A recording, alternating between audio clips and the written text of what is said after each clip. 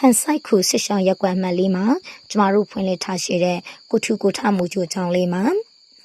ရေလောင်ကန်အမိုးထမင်းစားဆောင်အမိုးအားကစားကွင်းခုံအမိုးများအတွက်18ပေပတ်လည်မိုးက9ချက်နဲ့2026-2028ခုနှစ်ပညာသင်နှစ်အတွက် white board အသစ်တစ်ချက်လိုအပ်နေတဲ့အတွက်ဆီယမရွှေကျူးထံကိုကူညီတောင်းခံခဲ့ရာဆီယမရွှေကျူးထံမှတဆင့်နိုင်ငံတကာရောက်နောင်တကင်းမဲ့လူသားများမှအလူငွေ6သိန်းကျပ်တီပေးပို့လှူဒန်းခဲ့ပါတယ်နိုင်ငံတကာရောက်နောင်တကင်းမဲ့လူသားများမှပေးပို့လှူဒန်းခဲ့သောလူငွေဖြင့်မူချိုကျောင်းအတွက်လိုအပ်နေသော18ပေပတ်လည်မိုးက9ချက်နဲ့ white board ဝယ်ယူနိုင်တဲ့အပြင်မူချိုအတွက်အခြားဆက်ပစ္စည်းများကိုလည်းဝယ်ယူနိုင်ခဲ့ပါတယ်။နိုင်ငံတကာရောက်နောင်တကင်းမဲ့လူသားများအား